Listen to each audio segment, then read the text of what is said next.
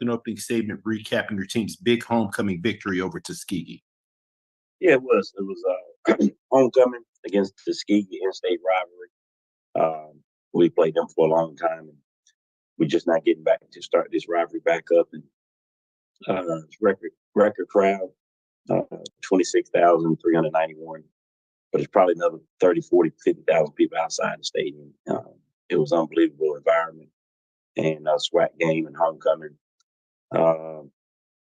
They came in 4-0, and we knew they had a good football team. So we just try to work on ourselves and be ready. We'll be ready to play. And we executed well in all three phases: offense, defense, special teams. And the game just kind of got away from them. But we just think that that's what we're supposed to do. We're a D1 program, they're a D2 program. We got more scholarships. We're bigger, faster, stronger. So, we execute at a high level, and that's what we expected to do. Not necessarily beat them the way we did, but we expect to win the game with the D2 program. So it was a good win for us. Appreciate those opening comments, Coach. First question goes to Henry Pugh. Hey, good morning, Coach. How are you doing? Good morning, here. How you doing? Doing well, Coach. It was an amazing atmosphere out there on Saturday. Now you're on the road, at least physically, away from home for the next month. How do you, navigate that? Just being away from home, and would it be a desire to be at home a little bit more? Well, it's always nice to be at home in front of your home crowd, sleeping in your own bed. But I like away games, kind of get the guys away earlier than normal.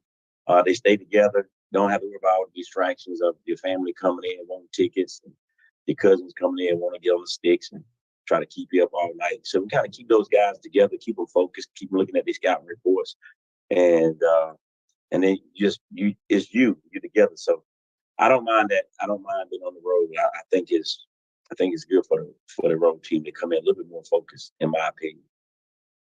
All right. Thank you, Coach, and congratulations again. Thank you. Next question goes to Dr. Cavill. Good morning, Coach Maynard. Caught up morning, with you on Saturday. It was good to be in the house and see your team perform at a high level. Thank you.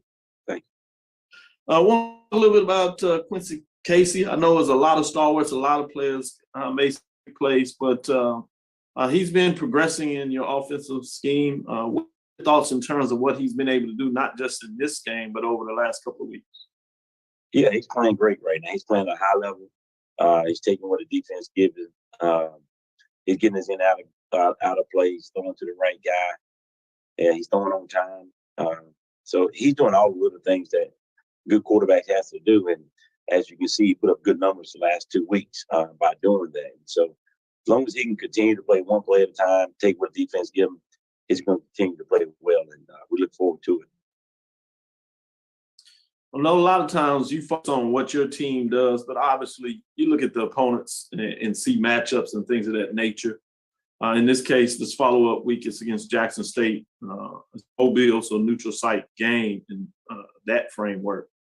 But with that being said, what are the challenges in looking at a team that's coming off a bye week? You tend to be able to look at some tape and get things, but it can change a little bit after a bye week. How do you go about that framework from your opponents when they're coming off a bye week, or if anything? It's still the same. We got to take care of us. We got to be ready to play.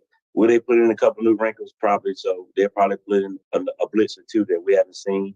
They'll probably put in a new play or trick play or do something that we haven't seen. They had a week off to kind of heal up, rest up. That's always good for everybody, not just them when you got an open week. So we understand, they coming off an open week. So probably a little bit of advantage for those guys. They get to heal up and rest up and get an extra week to prepare for us. But at the end of the day, it's X's and O's, and we just got to be ready to play. It's going to be a great football game. TC is doing a great job with those guys. They're solid in all three phases. And, it was a great game last year. We go to Mobile. And so it's a Gulf Coast challenge. It's going to be a good football game. It's going to be a good football game. Certainly believe that. Again, congratulations on this past weekend. Look forward to the matchup. And thank you for giving me some of your time this weekend, Coach. Thank you. No problem. Currently taking questions for Coach Maynard with Alabama A&M. If you do have a question, please utilize the raise your hand feature to get your question in the queue for Coach. Floor is now open for questions. Next question goes to Perry Daniels.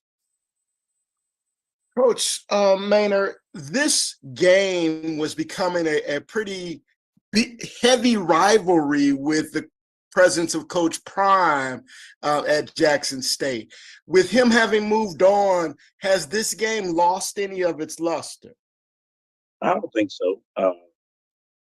It's another conference game. It's they on our side, we're on their side, and it's always been a competitive game. We got away from us at home coming up here 1 year, got away from them their first year there, Prime first year there. But other than that, it's always been good football games. It's always been a tough game, tough 4-quarter battle.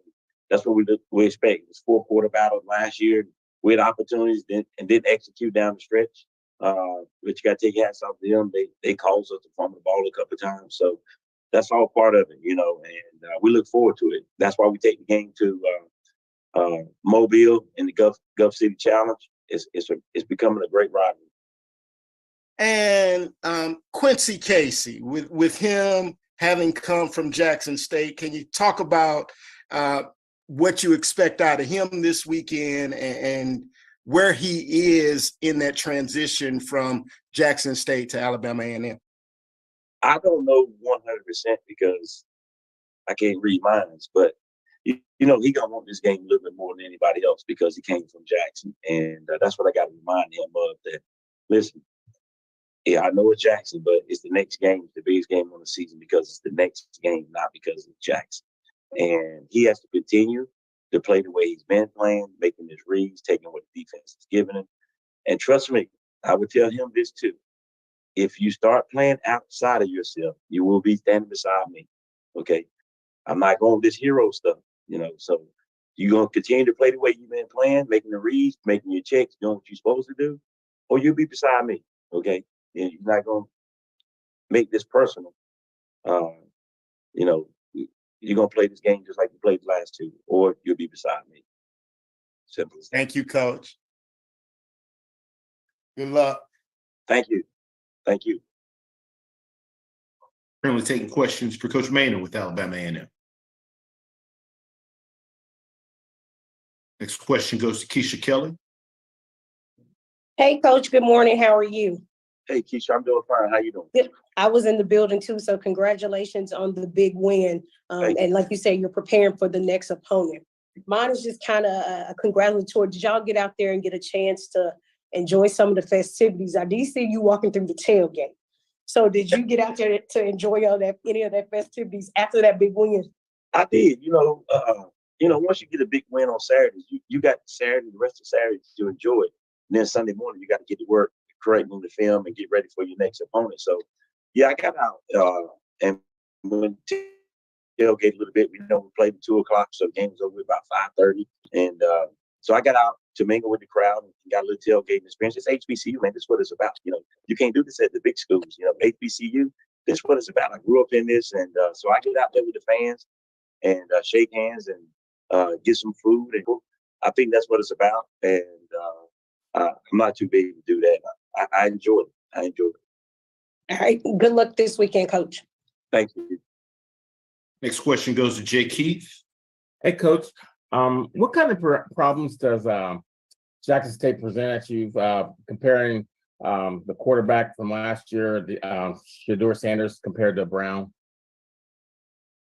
Brown probably a takeoff a little more than Shedeur. He don't want to run the ball. He'd run the ball if he had to. He wanted to get that ball out of his hand, and he knew where it was going. He was going with the ball. He does an excellent job of pre-snap read, post-snap read, and getting that ball out. So, they had a couple more weapons last year with Shedeur and their receiving core than they have for Brown, but they still got some good weapons. They're still a dangerous team on offense and defense. They got a great defense, always have. And nothing has changed this year with that defense. They're very, very, very stingy. So we have to be very precise. We can't turn the ball over. And we got to take advantage of every opportunity that we get. And Coach, following up, do you plan to try to exploit their special teams because they've been a little weak this year on the special teams? We're gonna try to be solid and and make sure we stay in our lanes and make sure we block the people we're supposed to block. We did have a block punt last week, so we'll see what we'll watch a little bit more tape on their special teams, and if we think we got a spot there we can attack, we may try to attack it. But that's just football, you know. We had a punt block early this year. People came after hours, and so we faked a couple of times. And, so you better roll the dice and come after me because I'll fake it on you. Thanks, Coach. You're welcome. Coach Maynor, as always, we appreciate your time. Good luck this weekend. Thank you. Thank you, Andrew. Yes, sir. Thank you. Next up, we'll go to Alabama State, Coach Robinson.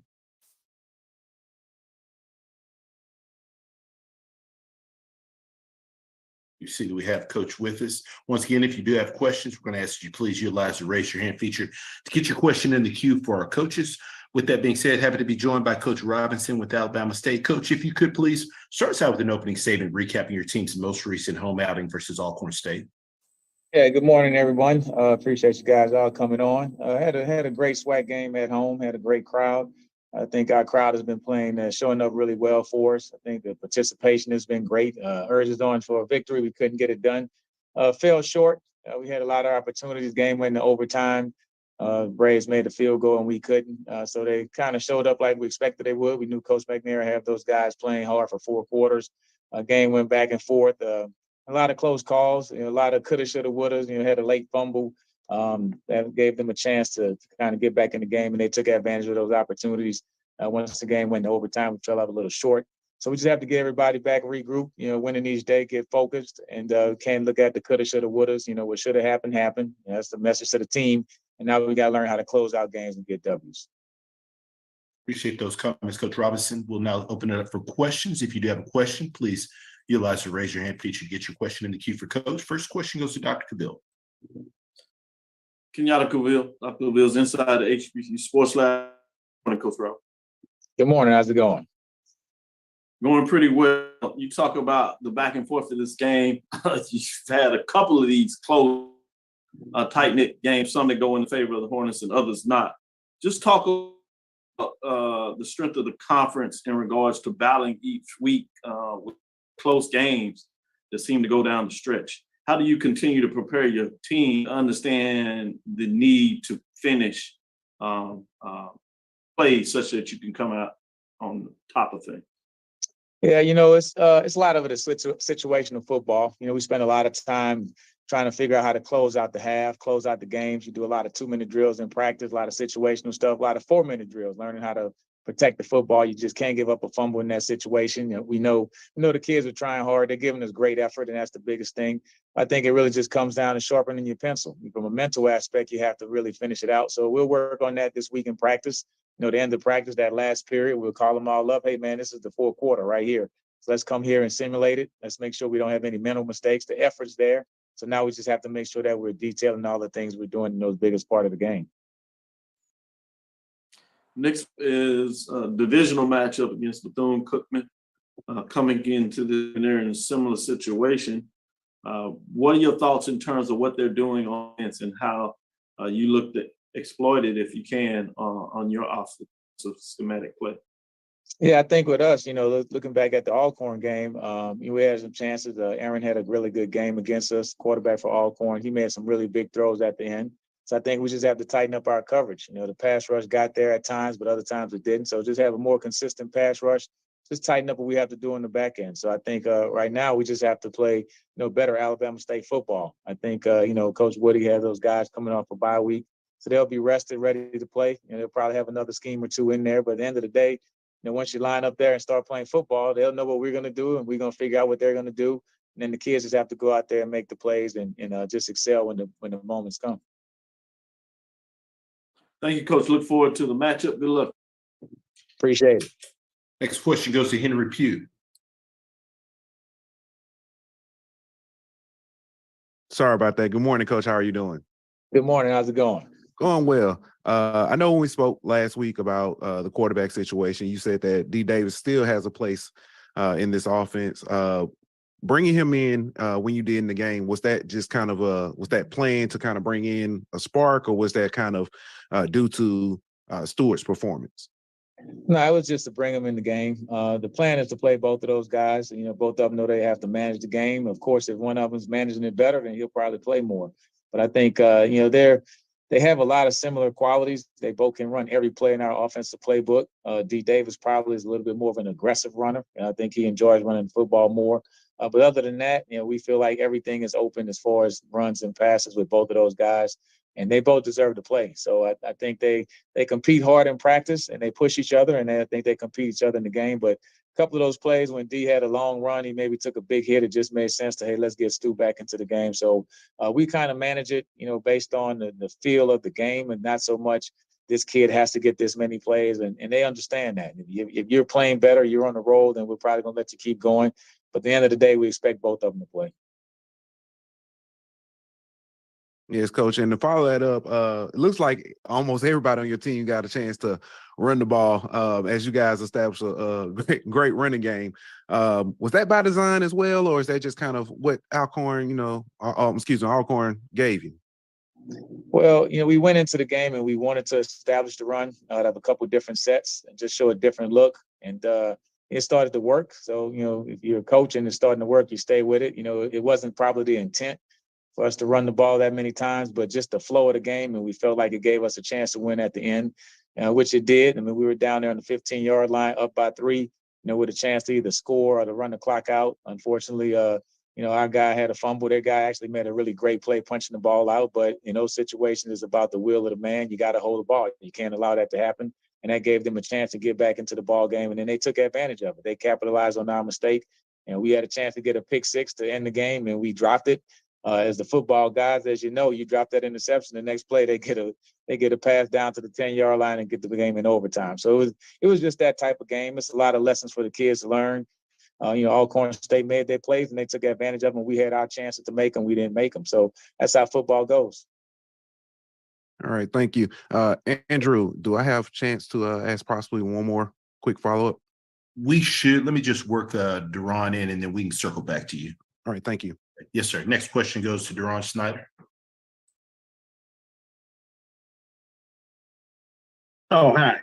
This is Darren Snyder. Coach, you mentioned something about mistakes, and I noticed that Bethune-Cookman is one of the least penalized teams in FCS. And we often hear about mistakes being linked to discipline. Can you say why is it that some teams are less penalized than others, and how that relates to discipline? Yeah, I mean, I think the discipline starts off the field. I mean, you have to be on time for our meetings, go to class, go to study hall, go to those type of things. And then that discipline off the field should carry over to on the field. So, I mean, that's one of the things we stress. You know, this week we had 4 penalties at the end of the ball game. So I thought that was great. I mean, we want to keep it to 4 or less each game. If we can do that, it gives you a big chance to win. Next thing you want to do is don't turn the ball over, which is somewhat of a mental mistake also. But we had the 3 turnovers. So you have to play that good disciplined brand of football. And like you said, Coach Woody has those guys playing that disciplined brand of football. We want to bring that same thing to the table. You know, play hard, play fair. But at the end of the day, you know, some fouls you just can't help, but you can't just have the silly penalties, which we did a better job of that this week. So, like, there are drills and such for different techniques, but how do you strengthen discipline to not make mistakes? Yeah, I think you have to emphasize it in practice. You know, when guys make those mistakes, you have to take them out, give them some down up, stuff like that, just to get that mental aspect of it. But the biggest thing for the holding, you have to teach them, hey, let's put your hands inside. You know, you can't pull them back till you run your feet. A lot of it is just if the effort is there, then you can win on that aspect of it. Some of it is just the high energy and nature of a violent game where you may get a little bit outside yourself. And you can live with some of those if it's an aggressive foul and just, hey, it was one step away. But the biggest thing, you have to be conscious of exactly what you're doing. It's more of a mental aspect and still play with that physical intensity. Okay, thank you very much. Absolutely. Last question goes to Henry Pugh.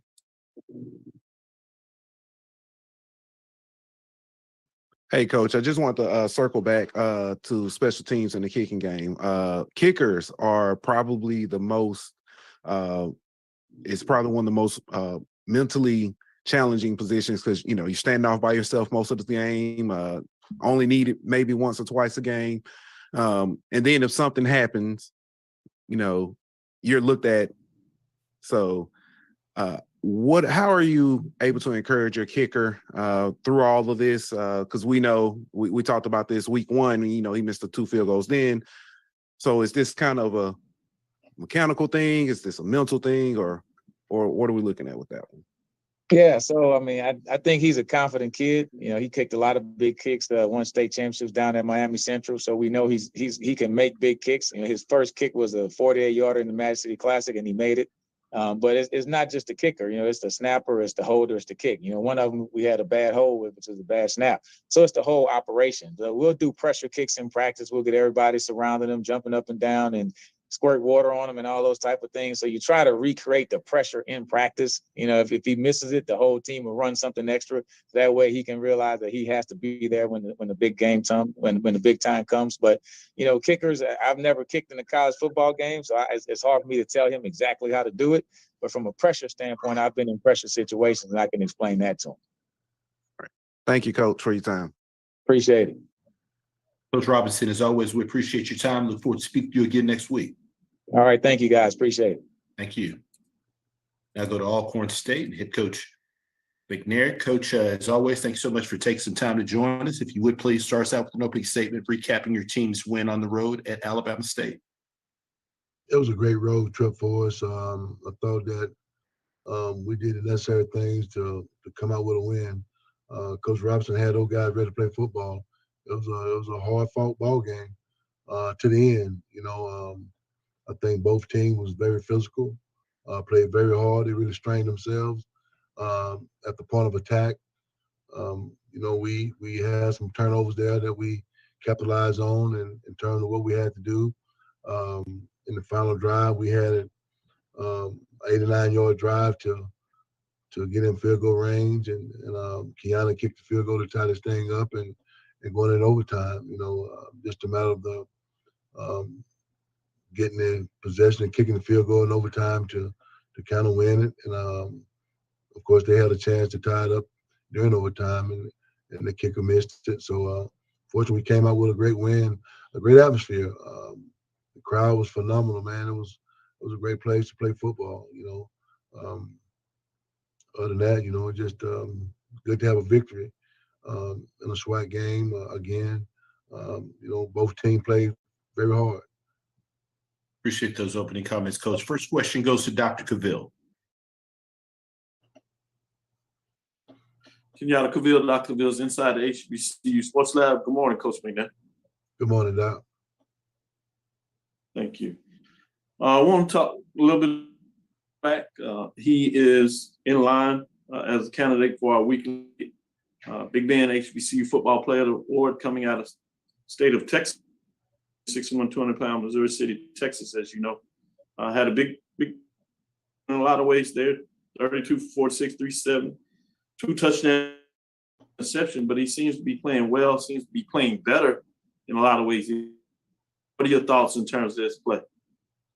Aaron's done a great job managing the offense, and that thing that we look for. He's grown up since last year when he first became a starter last year.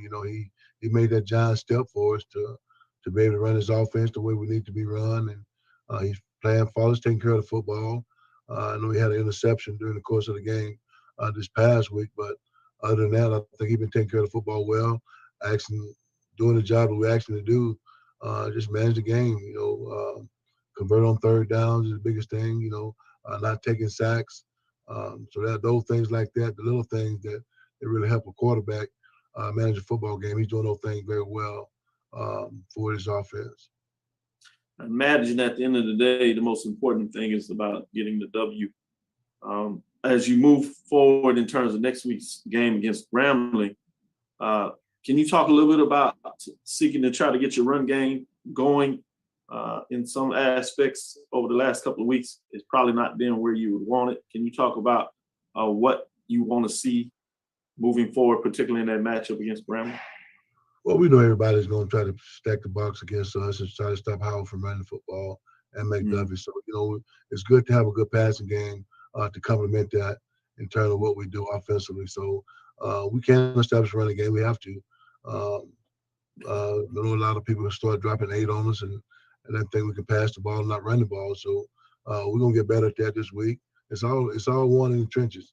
Whether it's offense or defense, you know. So you just gotta line up and do a better job up front, creating space for our running back. So we're capable of it.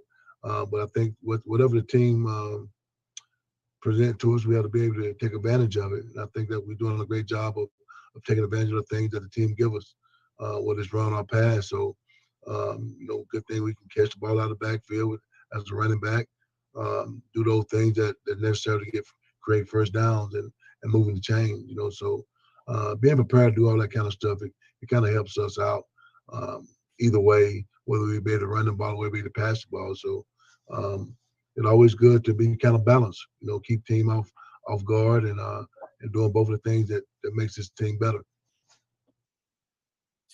Thank you, Coach. Good luck this weekend. Look forward to the matchup. Thank you, sir. Next question goes to Perry Daniels. Hey, Coach.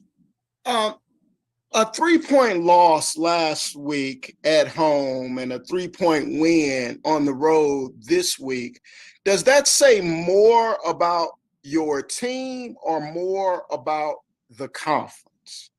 It's a good conference, man. I'll tell you. I mean, this conference has gotten better each and every year I've been in it.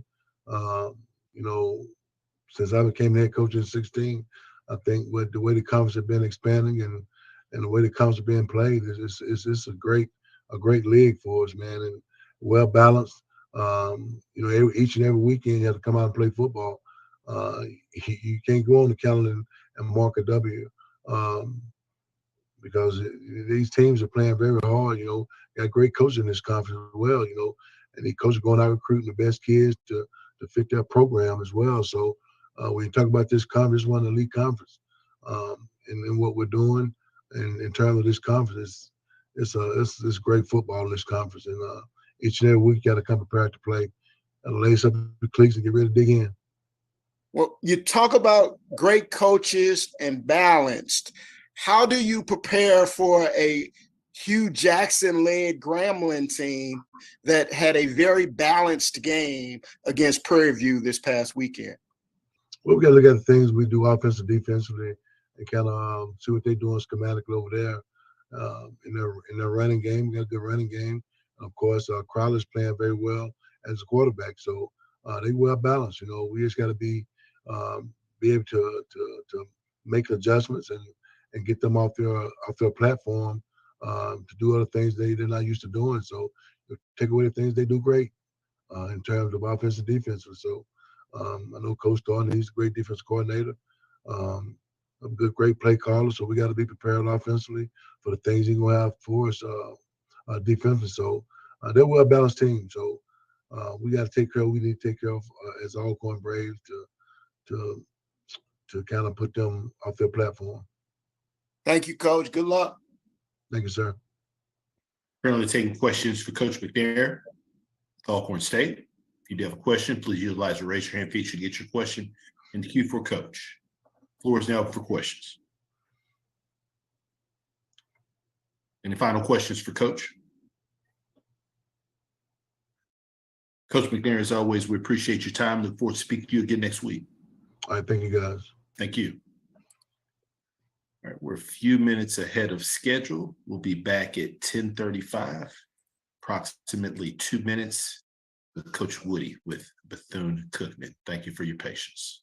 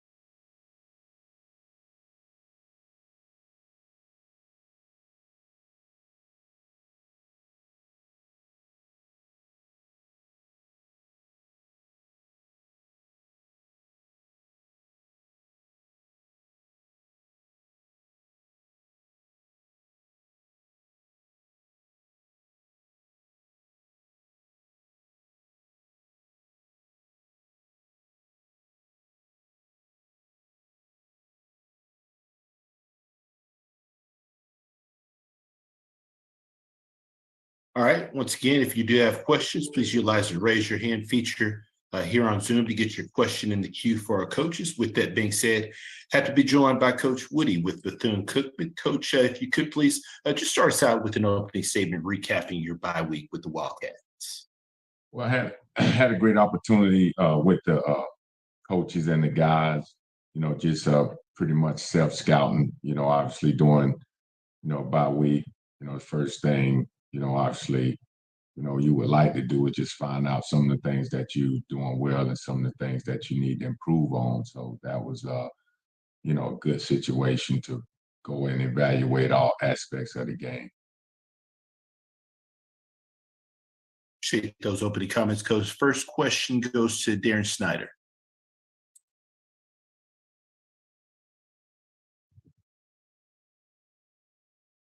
Yes, good morning, Coach Woody. I was noticing in the national rankings, Bethune is one of the least penalized teams in the country at the FCS level. How do you get your guys to be so disciplined in that area? What types of things do you do to work on that? Well, basically, it's, the standard is a standard. I mean, we want to do things the right way, but obviously the smart way. And, whatever you do, it's always consequences. So, at the end of the day, you want to make sure it's clear, concise that, what you do is who you are, so we really harp on that and we want to make sure that we hold these players accountable. Also, you've had a couple of games against FBS schools and one against Savannah. In your game against Jackson, very competitive game quote unquote at your level, at the FCS level. What did you mentioned reflecting during your open week? What were some of the takeaways from the self-scouting that you guys have done in your first year in the program? Well, I mean, obviously we got to be able to hold on to the ball. I mean, we have to, be able to, make the plays that's asked of the guys that's out there, because obviously, they want to be out there. We didn't have confidence of them, making the plays. But, at the end of the day, it's just some of those self-inflicted penalties, some of our penalties, which you said earlier, we have few game by game, but the ones that we do have, it just sometimes not happens at the right time, and we don't have, the team to just, give the ball away or, having guys run in late. It's just those things that we can control, and we just evaluated ourselves. And, obviously, as a coach, you want to make it KISS. You want to have the schemes, whether it's offense, defense, special team, you want to have them simple, because at the end of the day, if you're out there not executing, then you have to look at the coach and say, hey, how can I make it a little easier? So, we went back and said, maybe this was not as easy, for the student athlete to understand. So let's evaluate ourselves and make it more simpler so they can play fast. Okay, thank you. Next question goes to Dr. Cavill. Kenyatta Cavill, Dr. Cavill's inside the HBCU Sports Lab. Good morning, Coach Woody. Good morning. Just want to ask you a little more in regards to that off week, you moving through and setting the culture for your program. Can you talk a little bit about those do's and don'ts in preparing to play in these conference games thus far that seem to be relatively close? With a play here and is the difference between a victory and not earning the victory? Well, we just have to, put those guys in those situations and practice, to see how they respond. And then, obviously, situational ball is always good, because I really feel like it's not just practice, it's perfect practice. So we have to make sure that our guys understand that, when we're in these crucial moments, that, the things that's hurting us, can't happen. So you put them in those situations over and over again, and hopefully the next time they're in those situations, they will execute, and it won't cost us big. Obviously, it's early in the race. Before the bye week, you had the tough loss to Jackson State 0-1. but you have this matchup against Alabama State, which is in the division and importance of winning games in conference, but even much more in terms of your division. When you look at Alabama State in terms of what they do schematically, particularly from an offensive perspective, what are you looking for your defense to get done in this particular matchup? Well, I mean, Coach Ed Ross does a great job, with the team. They play hard. I mean, on offense, they have, really good players, and they play 2 quarterbacks, and obviously, those guys, they're going to be ready to play, and we just have to continue to be disciplined, have to make sure we master the basic fundamentals, being able to fit our gaps, tackle well, and don't let the ball go over our head. That's the key. I mean, but I tell you, they have guys on that football team that can make you pay if you're not in the right position.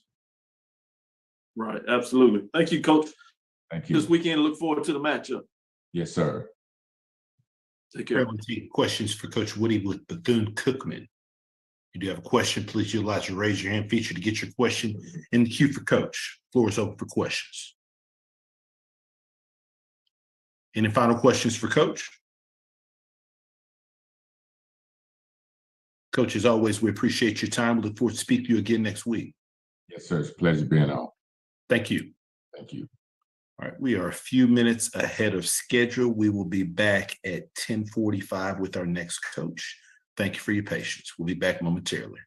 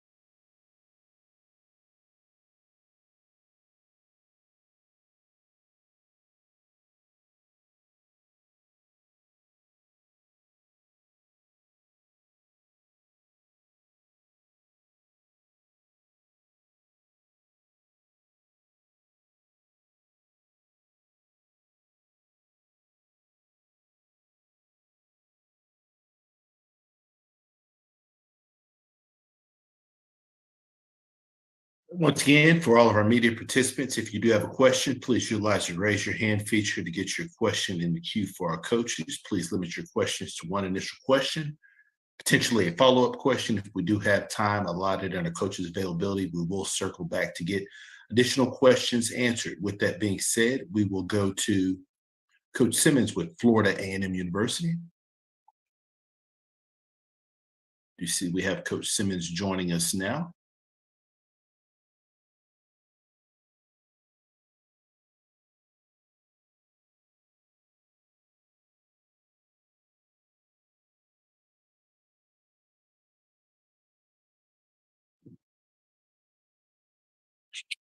All right, you see, we have Coach Simmons there with us. Once again, for our media, please use the raise your hand feature to get your question in the queue for our coaches. With that being said, happy to be joined by Coach Simmons with Florida A&M. Coach, thank you so much for taking some time to join us. If you could please start us out with an opening statement recapping your team's most recent road win at Mississippi Valley State. Yeah, definitely. Hard fought game. Obviously, talked about it last week. It'll be, as always, a tough place to play, and for the first half that showed. And our guys didn't come out with the intensity and the focus that we needed offensively to put points on the board. Fortunately, the defense was able to get an early touchdown for us and play great ball throughout. And halftime, we challenged the guys to lock in and do what needed to be done, and came out the second half with a different mindset. It was able to score 3 straight drives and kind of put the game out of reach. So good conference win. Always the goal to stay top of the standings and control our own destiny. We're doing that right now, and obviously a huge task for us this week. Southern's always a great contest, true rival in every sense of the word. So Baton Rouge is extremely difficult place to play for other reasons, and they'll have a great crowd, great turnout. And we know we have our hands full with a team that's playing its best ball of the season right now. So looking forward to the challenge. This is why you come to FAMU to play games like this. And I know it's going to be a great atmosphere, great environment. And this is a game that I think true football fans want to be a part of. Appreciate those opening comments, Coach. First question goes to Kendrick Marshall. Hey, Coach. After the game on Saturday night, you commented that you weren't too pleased with the offensive performance, not only that night but throughout the season. What have you seen from the offense that kind of made you kind of challenge them to be better and kind of want them to be better? Well, just the relentless mindset that it takes to be a dominant offense. We're trying to match the intensity of our defense, and those guys come to work every day. They don't complain. They practice through injury. They do all the things that it takes to be dominant, and it's showing up in how they're performing. Offensively, we need better leadership. We need more consistency from the top down. Everybody looks at Moose as the leader, but it takes more than just a quarterback. So we need everyone involved to understand the expectations of what it takes to be a successful unit. And once we're able to do that, I think we can have the success that we envision, because we have the talent, but we've been saying it from the beginning, talent's not enough, and we got to clean up some other areas to reach our full potential. Okay. As a quick follow-up, speaking of your quarterback, you took to social media yesterday to defend him from some criticism he'd been receiving. Why did you feel like it was important for you to step out like that and do that for him? Well, because again, he's the unquestioned leader of this team and unquestioned starter. There's no quarterback competition. Moose can't play himself out of the position. We go as he goes. And so, the criticism is going to come. We talked about that the very first day step foot on campus. To be the quarterback at FAMU, you got to be able to handle the criticism. So, it wasn't defending him per se. It was just to let everyone know, you can talk all you want to, but until you coach him and until you call the plays here, there's no quarterback controversy here at FAMU. Moose is our guy, and he's going to be the guy, for the rest of the season. All right, thanks, Coach. Appreciate it. Appreciate you. Next question goes to Dr. Cavill. Kenyatta Cavill, inside the HBCU Sports Lab. Credit to your team. May not play up to what you want them to play, but they got the victory as you continue on. So I want to move into the Southern matchup, which a lot of people rankings have out there. You're talking about a top 10 matchup. You're going long history between these two programs, but with that being said, you're going to get the best of them the last couple of years. What do you see in terms of that is leading the conference in a lot of ways, particularly at front seven? What do you see that they're able to do well on defense, and how do you want to attack? Well, Don, they play extremely hard and they're sound. They're not a team that's going to try to out scheme you and try to trick you. They're going to line up and they're going to come after you. And it starts with the front four. When you have a front four like that, you can do that. We're very similar with how we'll attack people. We're not concerned with trying to out scheme people. We feel if our defensive line sets the tone, everything else takes care of itself. We can sit in base defense all day long and make you try to throw the ball around the yard and allow our guys to pin their ears back and come get you. That's what Southern does a great job of. They commit themselves to stopping the run first, and then everything else kind of flows off that. So they've been a tough outfit. Dooley's a great coach, has shown that throughout his career, and they're a talented football team. So I think it's going to be a team of a test of wills. Both teams want to stop the run on defense. Both teams want to establish the run on offense. And if we can do that, then our passing game opens up. But I think it's going to be a great, great challenge of who can impose its will on the other team. I want to take it off of this matchup and go in a little philosophical direction of thoughts. You've been part of various conferences of different levels, head coach, assistant coaches, BCS programs. What is the nature of conference matchups that make them tighter? Who you playing? You come in top ranked, if you would, number one ranked team, somebody else not as much, or the opposite, you come in to go against somebody. What conference play that makes matchups challenging? We see that across the board at different levels. Well, because of the familiarity. You're going to play the same teams every year. The NFL does it twice. They play the same team twice in the same year. So just knowing the personnel, knowing the schemes most of the time, unless you have a new coach.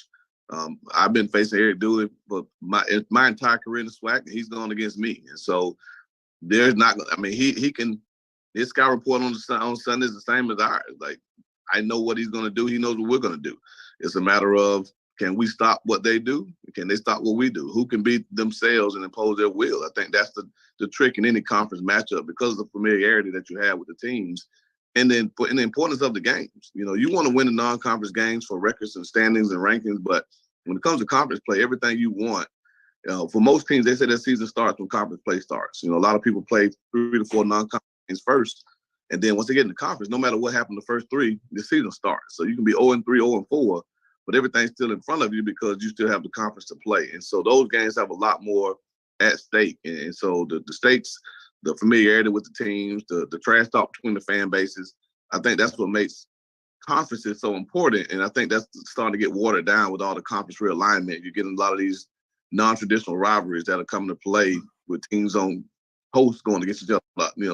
Naturally, East Coast versus West Coast, those aren't rivalries. They may be coming down the line, but you're not going to get the same thing as an in-state game or a cross-state game or something that's been going on for years and years.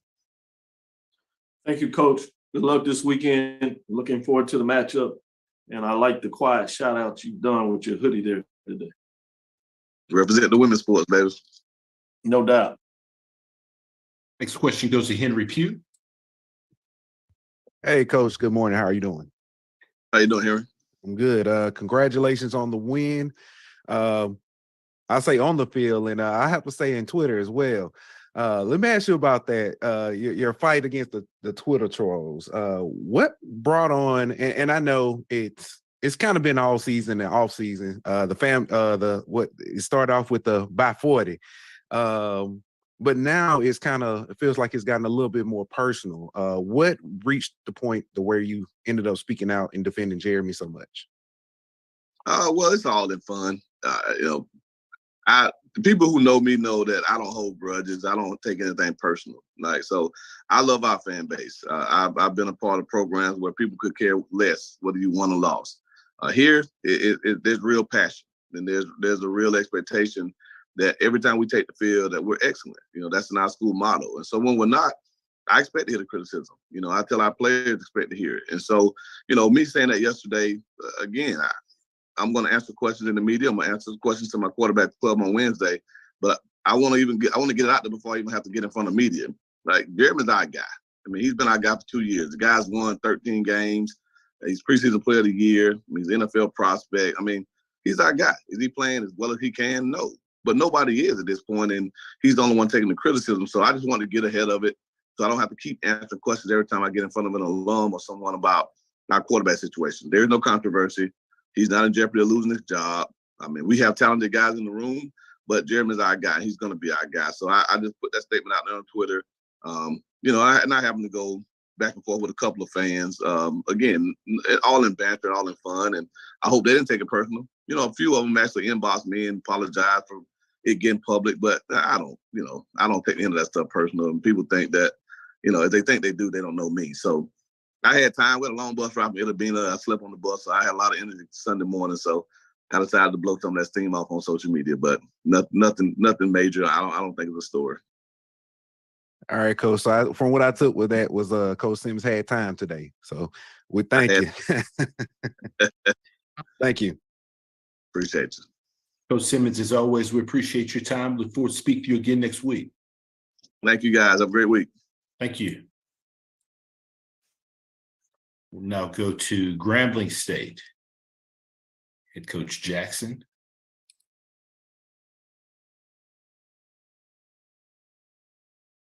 How you guys doing?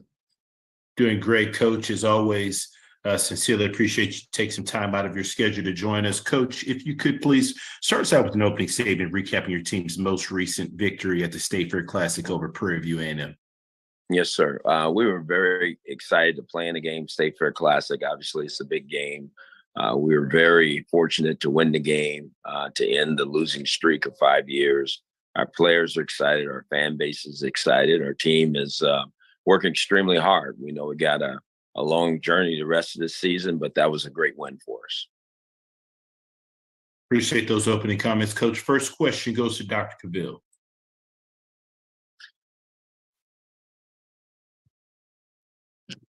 You're on mute, Doc. You're on mute, Doc. Thank you, Mark. Kenyatta Cavill, Dr. Cavill's inside the HBCU Sports Lab. I thought I had all good things to say there. Congratulations on the victory. And the post talked about it being personal. Is that in terms of that particular match, just in terms of this season for the G-Men? No, I think it's in terms of season for the G-Men. We didn't perform last year the way we thought we could. Our coaching staff as well. And I think what we've done is we've, circled the wagons and boarded the hatches and said, hey, look, let's make this season about getting Grambling back to where they need to be. So it's going to be a personal season for us. Offensively, it seems like pretty much all season you've been able to be very, in terms of balance, being able to get it done in the air, being able to pass, getting it done on the ground, running the ball. But people may have had about the defense, but over the last couple of weeks, the defense seems to be playing better. Well, what are your thoughts going into this Alcorn game? You had road and you want to continue the momentum, obviously in a conference game and division showdown as well. Oh, absolutely. It's a big game. Obviously, it's the next one on the schedule for this Alcorn. It's their homecoming. They had a big win this past week. We want to keep our momentum going. We understand the opponent. It's going to be a tough fight, tough game. But we're going in there with the intentions to go win the game. Thank you, Coach. Matchup. Sure. Next question goes to Perry Daniels. Coach, you congratulations on the victory. You threw the ball 41 times, you ran it 40 times. Talk about the importance of having a balanced attack in games. I think it's really important. I think that's how you win. I think that's really the formula for winning. And we understand sometimes you're going to be a little bit more or less in some area. But if you can be balanced and run the ball and get production and throw the football and get production, you have a chance to be a really good offensive football team. I think we're just starting to hit our stride. I think there's a lot more out there that we can do as an offensive football team. But at the same time, I think the pieces, they're really starting to come together and play well. And it's all led by our quarterback. He's done a tremendous job. Well, let's talk about your offensive line and how that has progressed since you arrived on campus there, and talk about the reason behind their development. Well, I think when you look at it, we understand that's the key to it. You got to be pretty good up front. We've been very fortunate in 5 games, only have 4 sacks.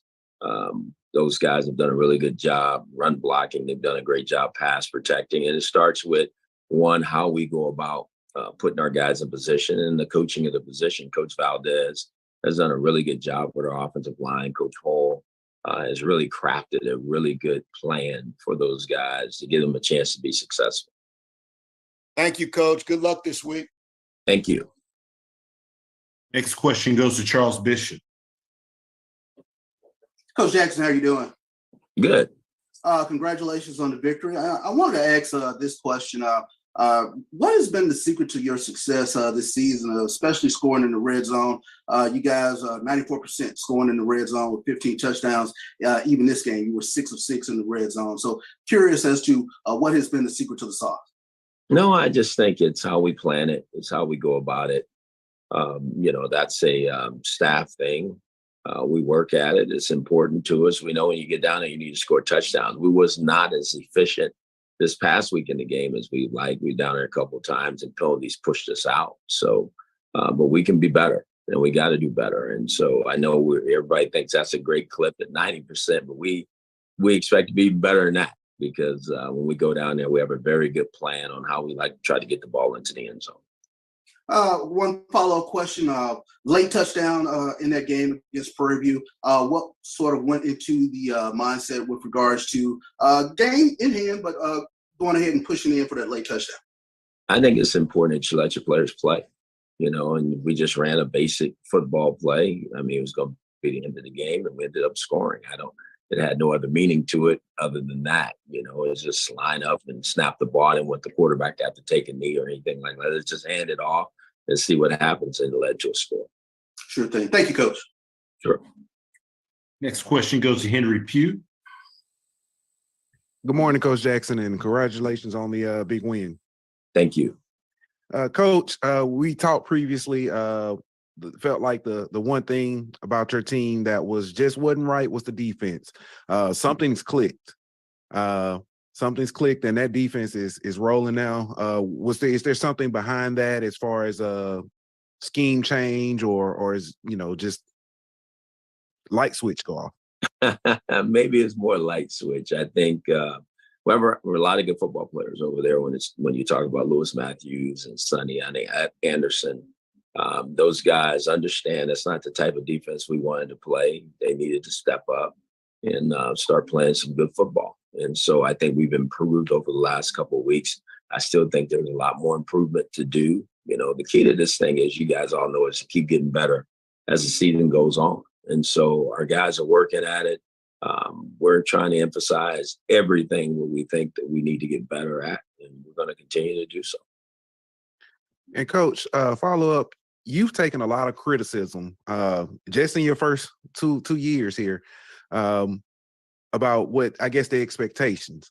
Have you started sending out addresses for those apology letters to come in? No receipts have been taken. I get it when the National Football League coach comes into the conference.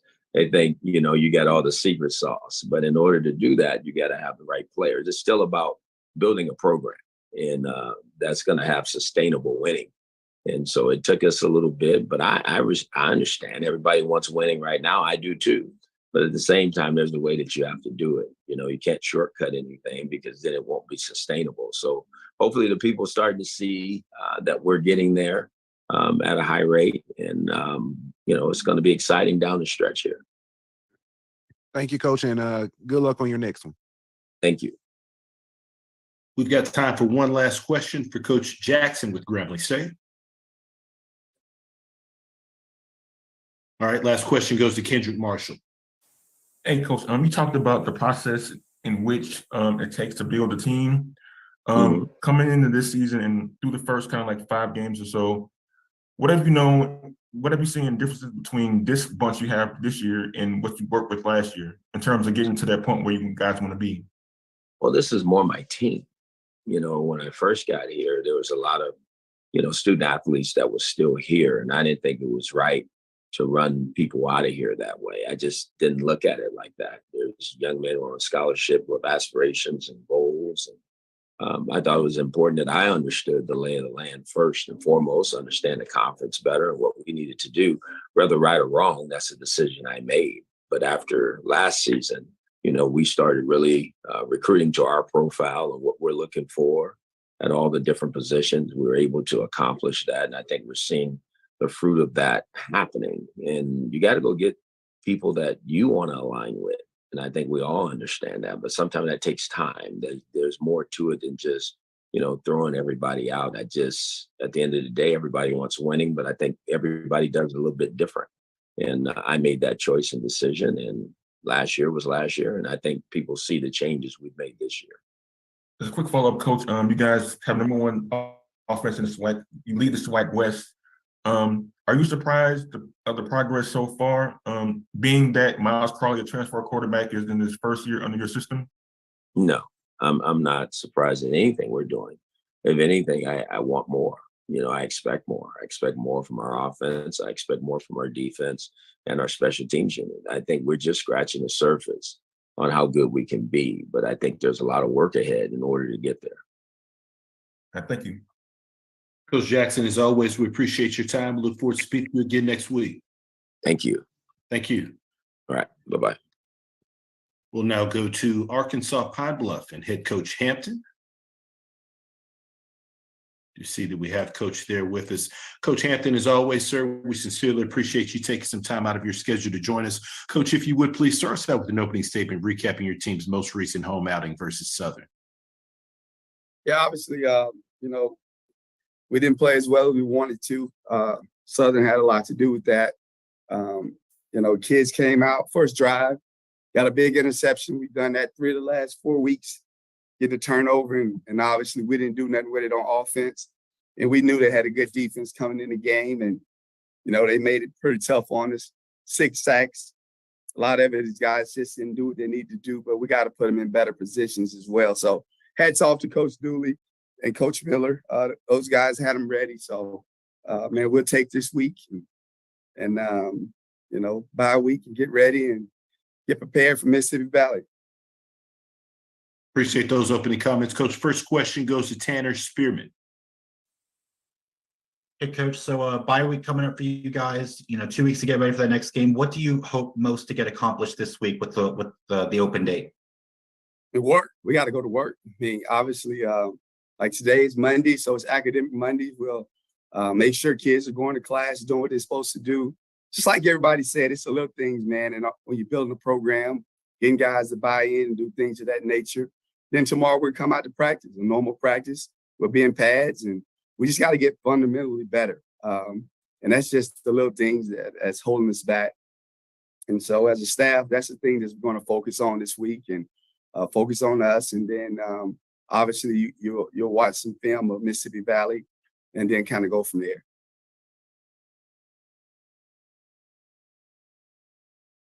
Currently taking questions for Coach Hampton with Arkansas Pine Bluff. Next question goes to Dr. Cavill. Kenyatta Cavill, Dr. Cavill's inside the HBCU Sports Lab. As you said, Coach Hampton, things didn't quite go your way this past weekend. You've been playing really competitive. It wasn't the case in terms of the total score, but your team still pushed through. Overall rushing, you were able to get over 160 total yards. What are your thoughts in terms of what you're able to do running the ball in that matchup and moving forward? No, I'll be honest, Dr. Cavill. I mean, we had 2 chances to score in the red zone early in the game. They were up 7-0. We tried the ball in the red zone. We got a 4th and 1 on the plus 14-yard line. The hold is there. The running back falls over his own feet. And I mean, I'm frustrated about that. I mean, obviously, we've been able to run the football. Coach Miller, they did a good job. I mean, a lot of the sacks, the quarterback could have threw the ball. We had one-on-one matchup. So I'm going to give them credit, but we got to go back and look at what we're doing, and we got to coach better to put them in position. And those kids got to come in, and they got to be dialed in as well, because we left some plays out there that would have made a difference in the game. And, obviously, even on their first touchdown play that they made, the catch over the Miller, man, we had over the middle of the field, we had 2 guys right there. I mean, it wasn't nothing hard about that. So I'm giving them credit, but we got to coach better, and our guys got to respond to the challenge and make the plays when the plays come there. But obviously, we have been able to run the ball. Jonas, we thought he could go this week. He wasn't able to go. That's like 2 weeks in a row. Starting running back hadn't been able to play, but obviously, man, the next guy up mentality. We just got to continue to keep pushing forward. And man, we know what the program is going to be right now. And like you said, we've been competitive in every game. We were down 20-0 at half, and we came out right after half, and they were able to get a score. And that was just because one guy didn't get in his gap. So those are the kind of things that's holding us back. And but we've been able to run the football, and we'll continue to just got to work at it this week and get ready to go in a couple weeks. Follow-up questions about the open date you alluded to. Always fascinating when I get a chance to speak with new coaches in their program about their philosophy of how they go about their week. Are you the type to go in and look at and dissect what took place, whatever games played early, or do you go about it in a different? Can you kind of break down your philosophy of how you take advantage of your program during the open week? Well, obviously, when you're 1-4, you got to go back and look at everything. And I do that every week anyway as a head coach. I don't sleep much, man. So I watch every game and I go back and see what can we do better on offense, what can we do better on special teams, defense. And this week could be no different. But obviously, the kids, you try to give them a day or so off. We'll give them a couple of days off, Friday, Saturday. But, man, we got to work. And when you're trying to build a program, everybody needs to understand it's a process, but the way you get better is you work. And so obviously we got some guys that are hurting, and we'll hold those guys back this week. But those younger guys, man, we got to build this program, and it's time for them to get to work. And so we'll probably have a light scrimmage on Thursday for some of those guys, and we got some donors that want to cook for us on Thursday, so I'm excited about that. I mean, we're building the program, and like I told the players, man, this is part of the process. It's going to be some pain, but we got to persevere. We can't break. We can't fold when the going get tough. And Saturday they had a chance to fold, but they didn't. And that's what I like about it, man. Let's be honest, man. We had three fumbles. We gave them away. We had an interception. It was in the red zone twice. So, I mean, I'm disappointed in that. It's just like, we're getting close, but we're not there. I mean, Suggs is a really good program. Coach Dooley's done a really good job. But no, we watched the film yesterday, and players like, I did. Yeah. That's part of it, but we'll be fine. Thank you, Coach. Look forward to the following week's matchup when you get on the road to Valley. Yes, sir. Appreciate you. Currently taking questions for Coach Hampton with Arkansas Pine Bluff. Next question goes to Tanner Spearman. Hey, Coach, I'll tag in with one more. About halfway through your first season as a head coach, and you got 5 games behind you, 6 still to go. If we put the results aside for just a moment, talk about Sunday through Friday, what's that experience been like for you as a head coach so far? Just being with these guys in the locker room, on the practice field, and being able to lead them out every Saturday. I mean, that's been fabulous. I mean, I enjoy every single day. And man, if you could ever get in my office, man, I got notes all over, and I'm a collection of things, man. I take notes. Every day here is a different challenge. And man, I put it on my computer. I put it on my desktop. I throw it in this folder. And so I keep telling myself, we just got to be able to get through the first year. Because now I know everywhere to be, everything I got to do. I know when to put this business rec. I got to do this, got to do that. So it's exciting. But obviously, and I tell the players, it is my job to make sure they understand it's no pressure on them. I want all the pressure on me and the staff. I want you guys to go out and have fun. I want you guys to go out there, go to class and make good grades, be great in the community. Let me worry about all the other stuff. And so it's been fun from that perspective.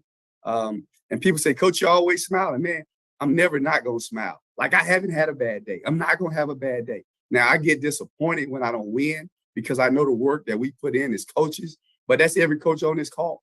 But I'm never going to be discouraged. Like, I know who holds my tomorrow. You can't get me with that. I mean, that scoreboard, yes, I'm judged based off that scoreboard, but man, I've already won in life. So you can't get me with that.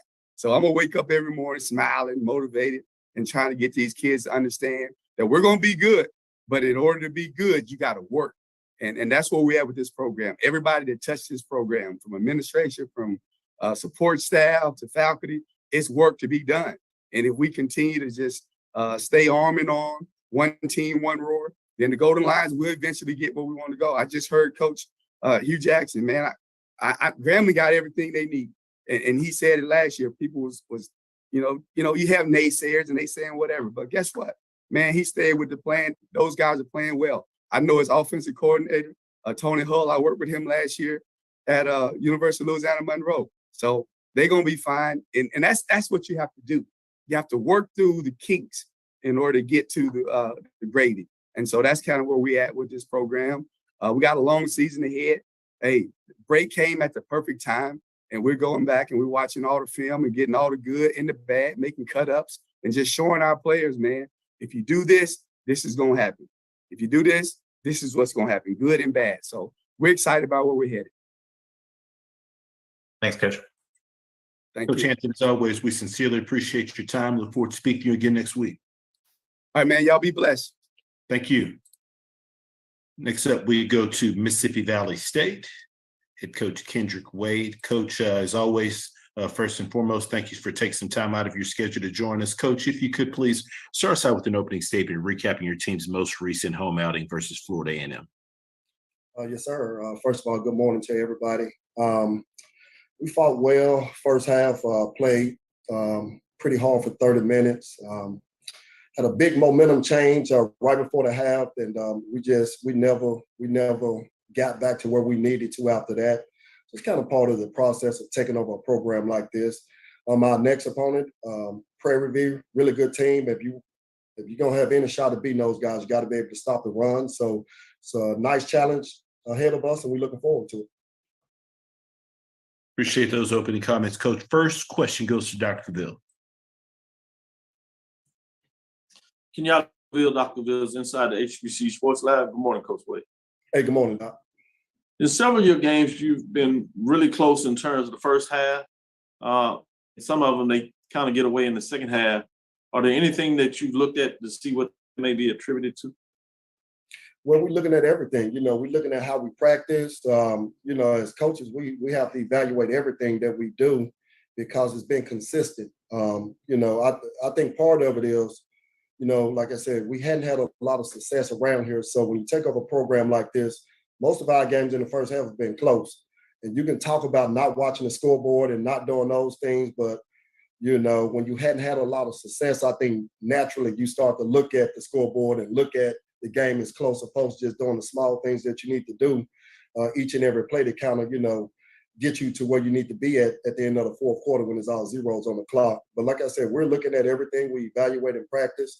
Are we doing too much? Are we not doing enough? Are we doing too much on the front end of practice, not doing enough on the back end? So we evaluated everything. And, we got to come up with a solution to be able to finish these games. Follow-up question as you talk about going into Prairie View, finding a way to stop the run. Valley over the last couple of years has had success about being the Prairie View killer, obviously in a lot of ways. Prior to becoming the head coach, is there anything that you want to get across to your team to not look back at that, or is that something that can be a positive in terms of looking at the ability to play in this matchup to get the W? Just day-to-day process for us. So like I said, we're not going to come in with a different message than we did the previous 4 games. But that being said, psychologically, I think there is a point to be made, to where we're able to say that we have had some success against this team. Maybe if we start fast, maybe we create some doubt in their mind, just really trying to get our guys kind of in a positive mind frame. But it'll be the same. To answer your question, it'll pretty much be the same. Let's come in, let's work hard, let's do what we need to do each and every day. And Saturday, it'll take care of itself. Because what happened prior to us being here, it doesn't matter whether it was good, bad, or indifferent. We just got to stay true to who we are, what we do. That's fair. I know there's a tricky insight there. I appreciate your candor on that. Thanks, Coach. Yes, sir. Next question goes to Charles Bishop. Coach Wade, how are you doing? Hey, Charles, how you doing, man? Let me ask this question. Although the success hasn't come in terms of the wins for this program, what are sort of the incremental positives that you've seen here in your first year with Val? Man, you got kids that keep fighting. If you got some kids that's going to keep fighting, that's going to give you a chance, So guys are not giving up. and they still believe. And, after the game Saturday, we asked guys, who still believe? And guys raised their hand, and we made them stand up and say, why do you believe? We 0-4. We just lost our first home opener, first SWAC game. Why do you believe? So having guys be able to articulate those things gives us some insight and really just motivation and inspiration to say that, you know what, we still got a shot because these kids believe. And, we, like I said, we're on the right path. There are a lot of small things that happen throughout the game, some positives that we see that we try to use each and every week as we continue to build this program. And we're doing it the right way. There was a guy got suspended who was a starter. He was late for pregame meal. He got suspended. And a lot of what we wanted to do offensively was based around him, but he didn't play, because we're going to do things the right way. So we're not skipping any steps just to try to rush to have some success. We're just going to do it the right way around here. Sure thing. Appreciate that, Coach. Yes, sir. Currently taking questions for Coach Wade with Mississippi Valley State.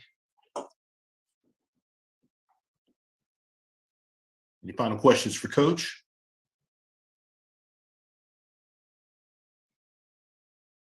Coach Wade, as always, we sincerely appreciate your time. Look forward to speaking to you again next week. Yes, sir. Thank you, guys.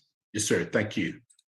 We've got a few minutes before we will be joined by Coach McDowell with Prairie View A&M at approximately 11:25 Central. Thank you for your patience.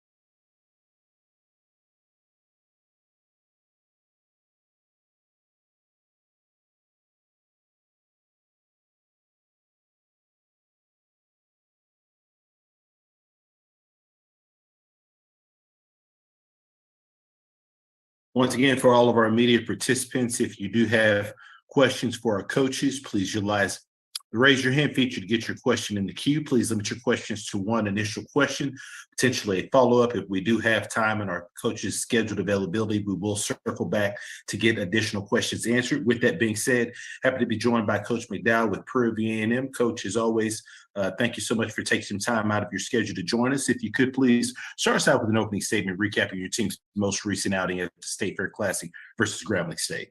Good morning, everybody. Yeah, it was a great atmosphere for good football, and good football was played. Again, unfortunately, we didn't come out on the winning end. Coach Jackson had these guys ramped up, ready to go for 4 quarters of football. They came out, they did just that, and that's the thing we pride ourselves on, as a coaching staff with these young men. Again, just playing 4 quarters of football. And I've said it all year long. Those teams that come out and play 4 quarters of football is most likely is going to win the game. And again, but we left some things out there as an offense, opportunities that we should have capitalized on, didn't, and maybe it was due to us or Grambling. But again, at the end of the day, when those opportunities present itself, we have to make plays, and that's on both sides, offense and defense. They did what they needed to do for 4 quarters of football, and they won the game. And now we just got to go back and reassess and assess some things that we need to get corrected before a good team coming in. Coach Wade's going to have his team ready to go, so we just got to get ready to go, be better this week, getting ready for Valley coming in. Appreciate those opening comments, Coach. First question goes to Charles Bishop. Hey, Coach, how you doing? Hey, Charles, what's up, buddy? I wanted to ask this question, and you and I, we talked about some of the missed opportunities, and I wanted to ask missed opportunity right before halftime, knocking on the door there about the 2-yard line, end up with a missed field goal. But I want to ask, how much of a carryover effect does that have going into the second half? I think it has a lot, again, but that's what we kind of pride ourselves on, and me as a head coach and my staff. We got to get these guys, back on track. And as I tell them, things gonna happen. You're gonna have those peaks, ups and down peaks during the course of the game. But bad things happen. You gotta be able to forget about it and still go out and play football, because there's a game still to be played, and a game, you want to win. So you harp on those bad things that happened, and more likely bad things going to continue. So we try to get them, pumped up as much as possible to forget about the past and concentrate more on the future. Sure. Quick follow-up, tough emotional loss for Grambling, but I saw you gather the team on the field immediately post-game. What was your message to the team? Again, just, keep your head up. We're going to have to go back in, look at the film, see what you did wrong. Again, I thought we left a lot of things out there, opportunities, should I say, that, again, I thought had we capitalized on them, the game would have been much different. So again, just coming back in, making more important, making sure they stay together as a unit. Don't start blaming one another, because again, it's a long season. You never know what's going to happen. Every team in the West and the East, these guys are good. So you just got to be able to, stay together and then just take care of our business here at Prairie View. Sure thing. Appreciate that, Coach. Next question goes to Dr. Cavill. Dr. Cavill's inside the HBCU Sports Lab. Good morning, Coach McDowell. Doc. Wanted to ask you about Trajan in terms of his game, 4 receptions for 109 yards. Wasn't in the end zone, but he racked up some yards there. We have him on our Big Ben HBCU Weekly Award watch list about his play. Can you talk about him a little bit in terms of what he's done this season? Yeah. His past matchup. Yeah, young man he's steady improving each game. And again, we put ourselves in position to make plays, and we've had opportunities to make plays. Those numbers could have been much greater than what he ended up with, had we capitalized on some catches and throws as well. So, and again, we didn't make them, and we just, tell these guys, they have to be ready to go next game. The next game is the most important game. That's Valley coming in, and get ready to prepare for Valley. We got to be better this week as we started today with practice, and that was my message to them, like, be better. than we were this past week, and things going to take care of itself. But he's continuing to grow, and as well as he should, but again, leaving things out there for us to miss opportunities out there that we should be easily, catching and scoring with. But we haven't. We got to figure it out, and I'm pretty sure we will going forward. Follow-up questions about Mississippi Valley, but in a different perspective. Streaks come and go. Some of them good, some of them bad. Obviously, continue streak winning against Texas Southern University. And then you got busted the streak in terms of Alcorn State. Alcorn State, the Braves getting the win on the road there. You come back, but then the streak stops against Grambling. Now you have an opportunity with Valley coming in there, and they've kind of been in years in terms of getting it done. What are your thoughts in general? Just go different ways in terms of what do they think about streaks of coming off of big wins, tough losses, or multiple years over different years, different coach at the helm at Valley. But what are your thoughts overall in terms of components, win streaks and losing streaks? I mean, streaks are what they are. I mean, good or bad. And I mean, it depends on the player. I mean, it depends on the team, how well they get up for it. Some guys get up for it. Some guys don't, it doesn't bother them because they just look at that the next game is the game that they have to win. And that's what we try to strive our guys to understand. Streaks are streaks, and as you pointed out, we was up on Grambling, last 5 years, but now that streak is over. And the reason why that streak is over again, if you don't go out and play football the way you're capable of playing, that streak can end or it can continue. So we know that, hey, we have issues with the Valley teams and Mississippi teams. So we know Coach Wade gonna have these guys ready to go, man. And as I said all year long, guys, we got some great coaches. You hear other coaches talk about, in the SWAC, from both sides, and you just never know what team is going to show up. But again, in order for you to be successful as a team, you got to go out and prepare yourself each week, to play this team like a championship team, man. Because again, they can come in and win at any time, and shoot, as we did, we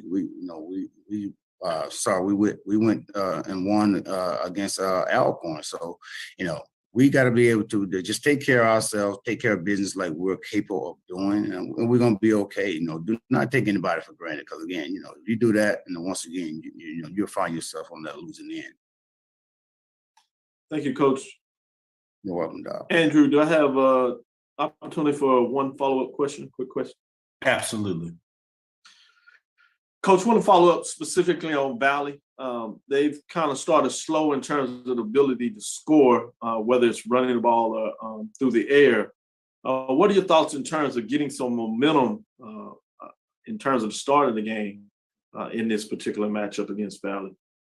Momentum is everything. I mean, shoot, that's what a lot of guys strive off of. Again, once you get the momentum up, hopefully you will continue to, strive to get that momentum going even further, and during the course of the game, and help you get points, stops, and create an atmosphere to where, in their mind that, they're going to win this game no matter what, as long as they continue to play full course of football. Again, you're going to have those peaks, throughout the course of the game, and the team that, operates best, through those tunnels, through those channels, and do what they're supposed to do is going to win the game. Valley's no different. Alcorn's no different. Fram's no different. Prairie View's no different. Every team that goes out there and play against one another, they have, they want to do their very best to win the game. So again, just going forward, they just got to be able to concentrate, make plays that they're supposed to make, those opportunities, Again, we've been in games where we had, from week 1 to week 5, opportunities that we missed that would, solidify a win, or in some cases, have more points on the board than that we ended up with. But again, it's about those guys getting ready to go out week after week, and play the team that's coming up, play them better than they played the team last week, prepare themselves better than they prepared last week in order for us to win this game. Thank you, Coach. Good luck this weekend. I look forward to the matchup. Thanks, Doc. Last question goes to Kyle Mosley. Hey, Coach, how you doing, sir? What up, Mo? All right. I may have missed this part, but what was your message to your team after the loss? Again, just stay together. We played a good game. We played a good team. They just played 4 quarters of football better than we did. They brought it to us at the end. We didn't. So again, my main point was to them was, again, just stay together. The season is not over with. Again, we lost that game. Game that, again, I thought we would have capitalized on some plays. It would have been a much different game. Not saying we would have won it, but again, I thought the score would have been much better than what it showed.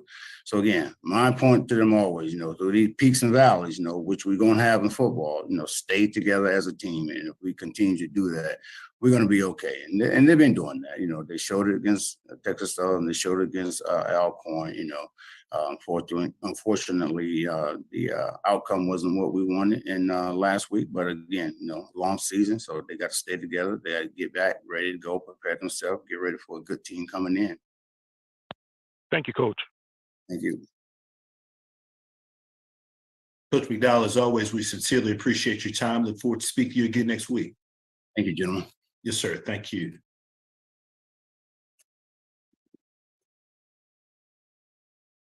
We'll now go to Southern University. Head coach Dooley. I do see that we have Coach with us. Coach Dooley, as always, sir, we sincerely appreciate you taking some time out of your schedule to join us. If you could please start us out with an opening statement recapping your team's most recent road victory at Arkansas Pine Bluff. Yes, good morning. Had to take a visit down to Pine Bluff. I knew Coach Hamp has been having some close ball games. I know the team was going to be prepared to play, and it was going to be a tough outing. It has always been going against Pine Bluff, but fortunate enough, we got some things. We got off to a bad start, but didn't get off track. Just continued to go. Our defense kind of carried us a little bit, where the offense got on track and was able to put a couple of points up on the board, but still was a hard-fought contest to the end. I commend my guys on just staying the course and understanding what a 60-minute ball game. Have we played it yet? Not quite yet, but when you talk about the conference, you're going to have to compete for 60 minutes, and we understand that. Fortunate enough, we made more plays than what they did and came out with the victory.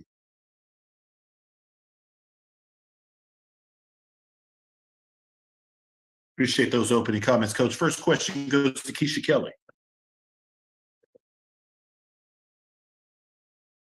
Hey, Coach. Good afternoon. How are you? I'm doing well. Good morning.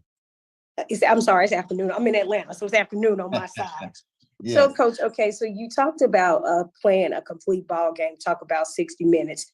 Coming up this week, you have a tough opponent in FAMU, and we know how the atmosphere is in Bragg Stadium.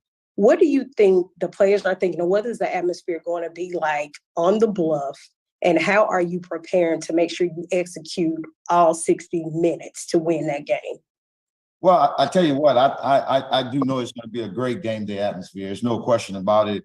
I witnessed both ways on the same sideline and on the opposite sideline. So I know that Jaguar Nation will be out here looking for a good opponent to come in. When things take place like that, a team coming in that's playing at a high level right there, the fans want to come and see a good football game. Now, it's just up to us to go out and do the things that Southern University can do. And I think we just got to continue to execute at a high level. When I look at the team, I gauge the team in a different way.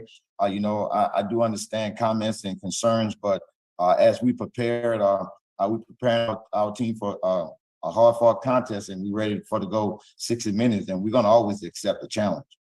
All right, and follow-up question, Coach, are there any things that you have looked at in FAMU that concerns you in their team? Yeah, their football team. They got a good football team. But they're playing some good football right now. When you take a look at it, it's kind of, it's just so strange. The teams are almost identical when you talk about they got a strong defense, but I do know that the offense is very, very explosive. Just got to tweak some things here and there, and Coach Simmons will have those guys going.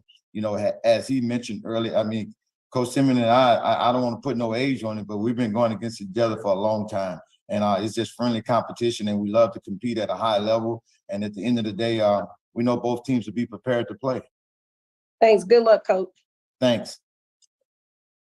Next question goes to Perry Daniels. Congratulations, Coach, on the victory in Arkansas. Thank you. And your offense almost compiled 500 yards of total offense in Arkansas. Talk about what the difference was between that game and other games this season. Well, you know, I always equate things to a lot of times, you know, Jesus took 7 days, but, you know, some people want us to do it in one game. So as the game continued to go on, we just continue to create that chemistry. The world wasn't built in 7 days, so we understand that. We understand what we have to do to get better. Our goal is to get better each day to get 1 day better. And I think that's what the team is doing. Are we there yet? And I can tell you, in my eyes, it's going to be real tough to get there. But we are working. We're on the right road to becoming a complete football team. And we just got to continue to build that chemistry and gel together as a team and continue to fight and play hard. And you spoke about the familiarity with Coach Simmons. What's one thing schematically that you can expect from a Coach Simmons coached football team? Well, they're going to be disciplined, and they're going to be well coached and fundamentally sound. You know, you look at some things take place, and you know this here could take place or that can take place, but I think they're going to be fundamentally sound. He's a good football coach, and it shows with his record and the teams that he have had in the past. So we understand that it's not about the scheme of being trying to scheme the one. It's just about being prepared and playing for 60 minutes, and you just got to be able to make one more play than they make to have the right results that you're looking for. Thank you, Coach. Good luck Saturday. Thank you. Next question goes to Dr. Cavill. Kenyatta Cavill, Dr. Cavill's inside the HBCU Sports Lab. Good morning, Coach Dooley. Good morning, Doc. Had a great deal of success on both sides of the ball against Pine Bluff, pitching a shutout by your defense. Offense got going. Was able to get the balance between throwing the ball and running the ball. Talk a little about what went on during the bye week to kind of get things moving in this direction. Well, you know, just as I said, when we had that open date, it was to work on Southern University. It's never about another opponent, although we got a lot of great opponents that we're going to face. It's about fixing the things, and I like to say scratch where it itched for us. We had to scratch some places where it was itching at to get us to become a better football team. Have we completed all that whole project? Not yet. We're still working. It's a work in progress. But the guys, I commend the guys on having the mindset and the attitude of what needed to be done and just going out and getting the job done. I know about scratching where it itches. Son, I told him you better grab a bottle of lotion. With that being said, Coach, get into this big matchup what everybody really wants to talk about. This top 10 matchup. This is the reason why we cover the games in a lot of ways. This is why I'm sure you coach, why the players, 2 perennial programs, now it's a conference race, divisions come together, both teams leading in divisions, undefeated in play. What all that means, we're going to hype it up. How do you keep your team level in terms of focusing on what's important, which is the game plan to get it done, besides what we're going to talk about week and why people should watch this game? You know, and it's kind of hard when you talk about this day and time right now. You know, social media, where that is media outlet right there. You know, just fortunately, right. I'm not one of those guys that I don't know what goes on social media. Someone have to tell me. But you know, just the mindset of letting these guys know. You know, I talk to those guys, and every outsiders when they hear me say win, I'm not talking about win. I just want the acronym of win. What's important now? What's important right now? Us getting ready on this Monday. What we have to do this Monday right here, just continuing our daily thing. It's not a big game, but it's only a big game for us because it's the next game. And we got to approach it that way right there. We know that we got a good football team coming in here. Anybody that we play within this conference, I feel is a good football team. So our mindset is to stay focused, understand the tasks that at hand right now for us. And that's just to get better each time we get out on that football field, to take care of what we can take care of and control what we can control. And that's what's important now, getting ready for a great family football team that's going to come in here. Coach, don't worry about the social media. We'll handle it. You know, we'll get out there and we'll start talking about whoever wins this game may be hosting the championship. Don't worry about that. Let us do our thing. Yes, sir. Take care, Coach. Appreciate Forward it. to the matchup. Good luck this week. Yes, sir. Thanks. Last question goes to Henry Pugh. Good morning, Coach Dooley. How you doing? Good morning. How are you? All right. Congratulations on this past weekend. I want to focus on the offensive side. You in the summer added Gary Quarles from Alabama A&M, and it looks like he had a pretty big day. Can you tell us what he's added to your running back room that was already loaded? Right. Well, you know, when you have a pretty good room, and to add someone else, that guy has to be able to play. Has in your mind has to be special. Bring something, a different ingredient to the room. But when you talk about this young man, the other guys in that room has the same type of talent that he has, but what he does have is experience. You're talking about a guy that's a fifth-year senior, that's a graduate student, that's been in the conference for a long time, that's been an all-conference running back, that has rushed for 1,000 yards. So when you bring a guy like that, you talk about the maturity part of it, that understand how to win and what it takes to win. So just the experience more than a talent. You know, everybody think, well, he was a great running back, that's why you won't know this. Just the mindset that he has, how he approaches. He approaches like he's a professional. And when you do those kind of things get contagious and it kind of rubs off. And I think he's done a great job. He's not very vocal, but in the last couple of weeks he has been. And that's where we brought leadership, you know, and experience. So he has a great deal to our room.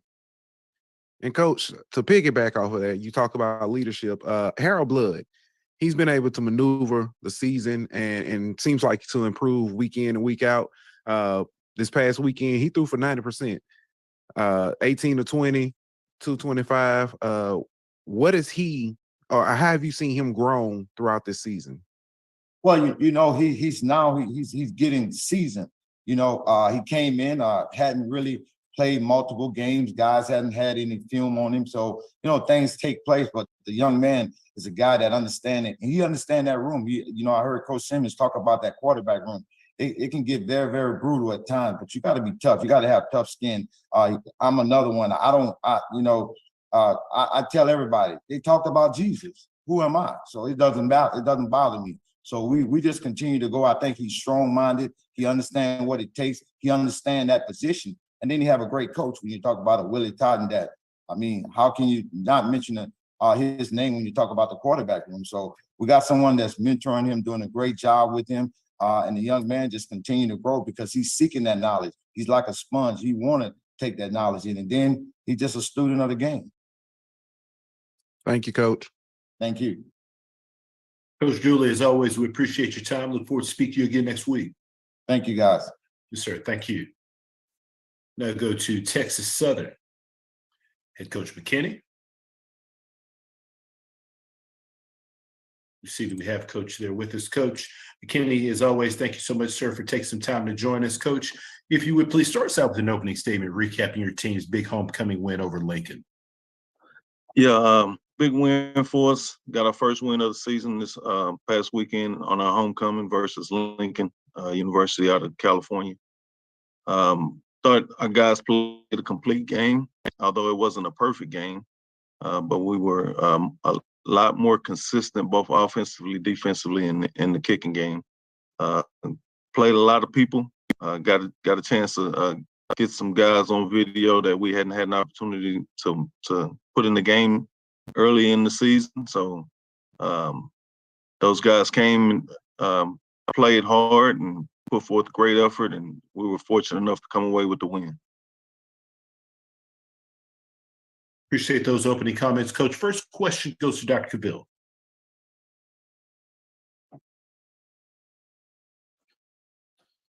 Kenyatta Cavill, Dr. Cavill's inside the HBCU Sports Lab. Good morning, Coach McKinney. Good morning, Doc. Congratulations on the win. I want to talk a little bit about some running backs here that really jumped off the sheet and got it done. Ladarius Owens, 139, got in the end zone, and Ja'Cory Howard, 10 carries, 94 yards, and got in there 3 times. Talk about what they bring to the table and each of them and the dynamics that they bring to the table. Yeah, they're two totally different styles of running backs. Corey's a bigger, more powerful runner. Ladarius is the lightning version of lightning and thunder.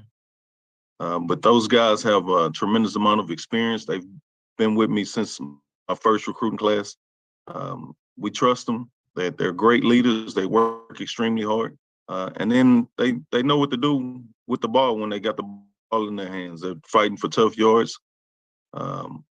Ladarius brings the element of being an all-purpose back, where Ja'Cory is more of a power back, a short yardage guy, a goal line. So you'll see Ja'Cory probably have more touchdowns, where Ladarius will have more rushing yards. With that being said, you go into your open week. It's been arduous schedule thus far in terms of some tough matchups. You talk about, I imagine some of this is going to be about heat a little bit, but besides that, or if that, you talk about a little bit of what your are for this open week. Going into the bye week? Yes. Yeah, I go for our bye week is one is to get healthy. You know, we played a tough schedule these first few games. I want to, get back as healthy as possible. But two, we need to work on some things. We need to work on us, become better tacklers, understanding the scheme a little better, and be able to execute better with what we're trying to do, as opposed to preparing for an opponent. We need to improve TSU football. Thank you, Coach. Look forward to the following week, Matt, you get on the road to Bethune-Cookman and Daytona Beach. Thanks. Thank you, Doc. Next question goes to Kyle Mosley. Hey, Coach, how you doing? Good. How's it going, Kyle? Good, good. Jace was 14 of 23, and then you have Jordan Davis. He was 2 of 3, and he had a touchdown pass. As far as your quarterbacks are concerned, I know you have an extra week to be able to prepare going into the following game. How do you feel after the announcement with Andrew redshirting? How did they respond, and how do you feel about them going forward? Well, they've responded well.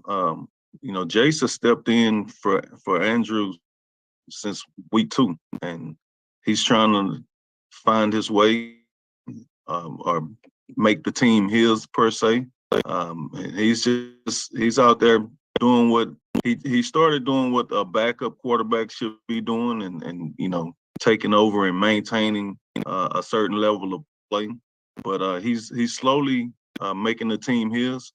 He was 14 for 23, I believe, with about 4 drops, and so he could have easily had a higher completion percentage in the game this past weekend. But he doesn't quite have the experience that we'd like. But that's why you play games. And so as long as he continues to improve and our O-line continues to protect him, we feel good about our quarterback situation. Okay, and talk about those drops. I know a couple of weeks ago you told me that was a concern from your receiving group. How do you correct that going into the bye week? Yeah, it's just something that we got to focus on. Got to work a little bit harder at. Just concentration and squeezing that ball when we get our opportunities and tucking it and putting it away. You got to have pride in being a pass catcher, and so guys got to work at it, and we're about to get after it here today and the rest of this week, and that's one of the things that we have to improve upon. All right. Thank you, Coach. Thank you.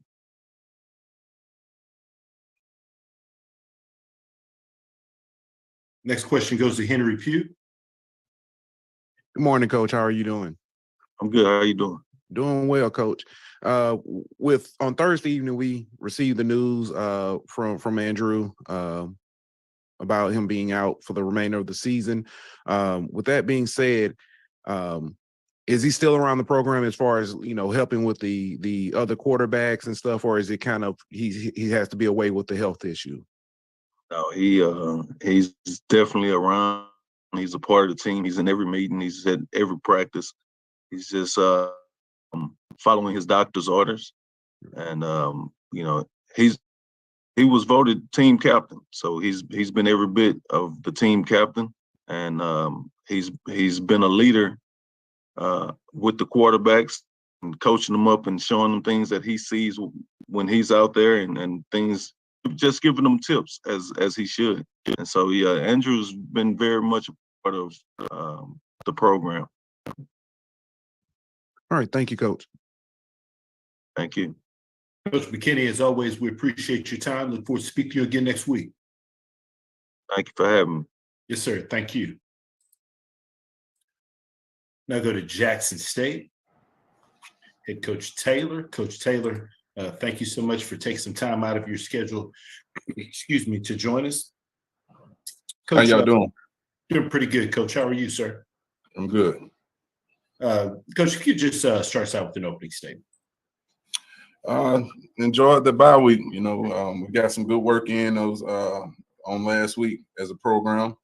Going into the weekend, you know, gave the guys a couple of days off to get some rest. So we are in a good spot right now. Looking forward to this week against Alabama A&M, the Gulf Coast Classic. So we back at it. Came in on yesterday and had a solid practice. You know, just getting guys back on their feet, moving around at a high tempo. So I'm looking forward to this weekend. Appreciate those opening comments, Coach Taylor. First question goes to Charles Bishop. How you doing, Coach? Hey, what's going on, Chuck? I want to ask this question. You're obviously familiar with Quincy Casey, and it looks as though he's seemingly kind of turned the corner as a passer the past couple of weeks. But what has been your evaluation of how he's looked thus far this season? He's looked settled. He looks settled in the offense. You know, him transferring in there, it took him some time to settle in and get on the same page with the coaches there, the coordinator there. But he looks settled in as a quarterback. You know, making good decisions with the football. I think he does a good job of aligning people around him to make him look good as well, you know, putting the ball in the correct spots. But very good quarterback, very good quarterback. We know we got to be on our A game when defending him this weekend. Sure thing. Quick follow-up, and I know a lot of times we ask questions in terms of what did you do on your bye week, but first time as head coach mentally, I mean, was there any sort of a downtime for yourself during the bye week? Oh, definitely. You know, definitely I got with the family a little bit, hung out with them, able to catch up with my kids, my wife and everything. So it was good. And also, too, to just get some rest, you know, to get some rest a little bit. You know, we worked hard Monday, Tuesday, Wednesday of last week, and gave the players, some coaches some off time, you know, going into that weekend. But it was good for us, you know, with everything that went on the first half of this season. But, you know, around about Saturday evening, I started getting that itch again. You know, I was ready to get back to some football. Watched a lot of football. You know, did a lot of recruiting too as well. A great time for us to get ahead in the recruiting game as well. Sure thing. Appreciate that, Coach. Thank you. Appreciate it, Chuck. Mm-hmm. Question goes to Henry Pugh. Hey, good morning, Coach. And I verified the time. It is still morning. So good morning. Good morning. How you doing? Doing good, Coach. Alabama A&M comes in this game extremely balanced, passing and running the ball. How have you guys planned to, I guess, take on that attack, not being able to, I guess you can say, single out one side to the other? We just got to be where we're supposed to be on the football field as a defense, you know, and play hard with great effort.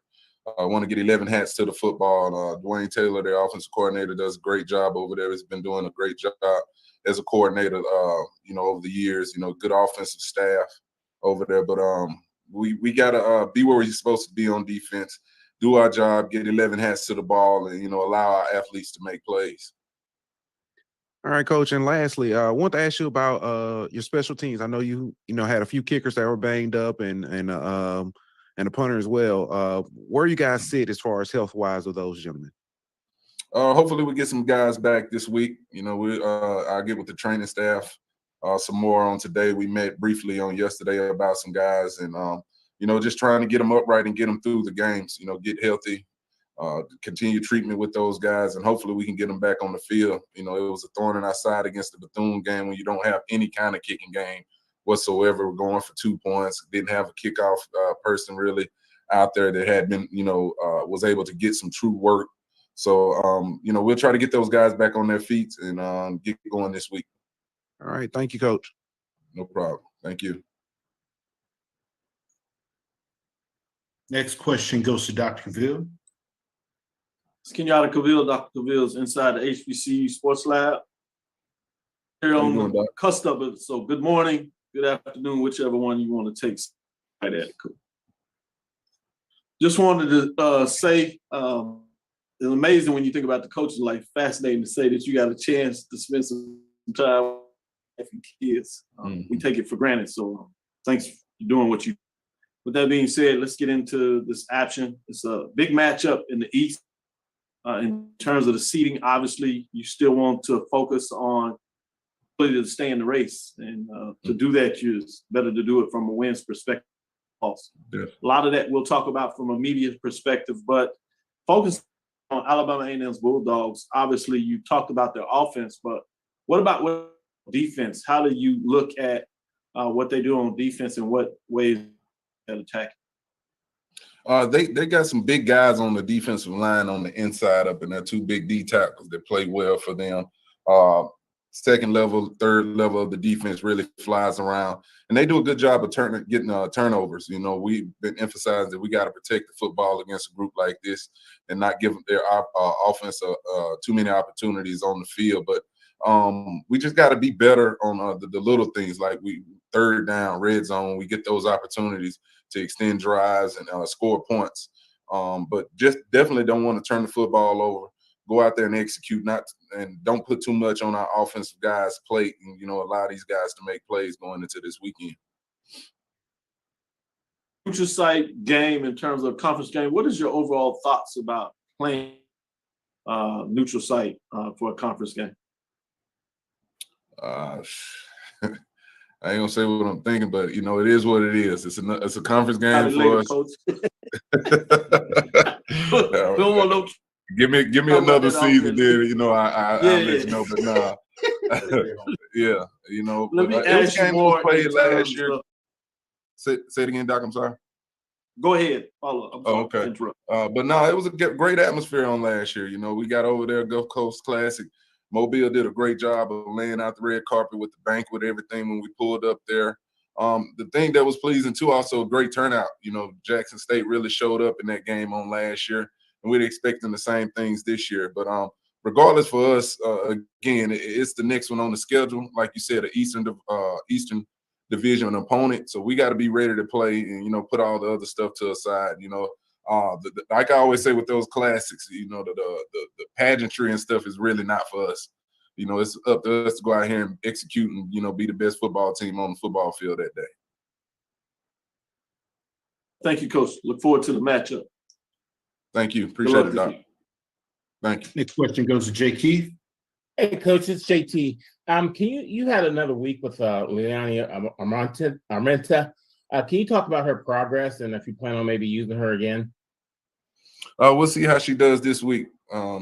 She's I think the week before she didn't have but like a couple of days of work of going into that game.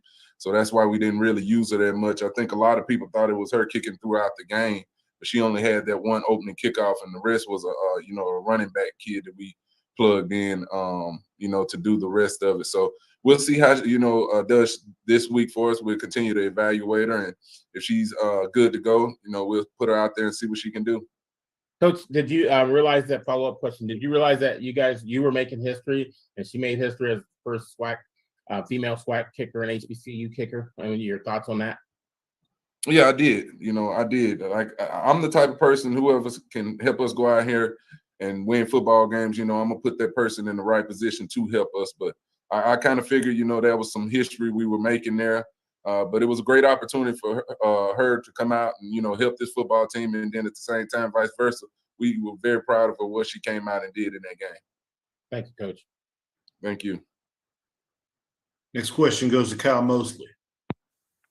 Hey, Coach, how you doing? I'm good. How are you? Good, good.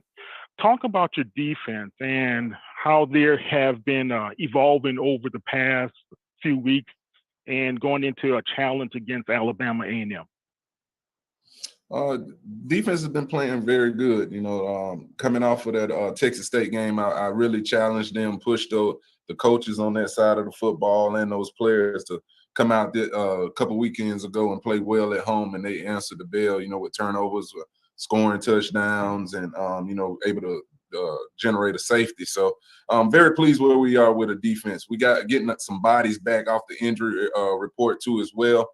Week in, week out, that's been a plus for us. And now they're able to gel. The guys that started out in training camp, all those guys are out there together as one. We're getting some depth back.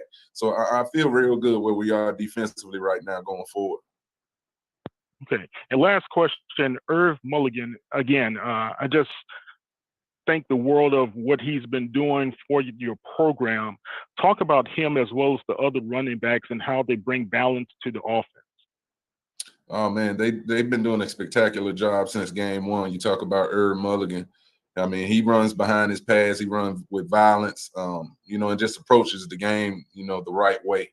You watch him in practice, I mean, it's just like he's playing the game. We have to dial him down a lot of times as well. And then I think what happened was it got contagious to those other backs. Those other backs seeing him coming out there and working the way he does, running with that violence, catching balls out of the backfield and just not complaining about, reps here or there. He just was doing whatever we asked. And I think it got contagious and those other guys, really found a way to step up. All right. Thank you, Coach. Good luck. Thank you. Coach Taylor, as always, we sincerely appreciate your time. Look forward to speaking to you again next week. All right. Thank you, guys. Everybody be safe. Thank you.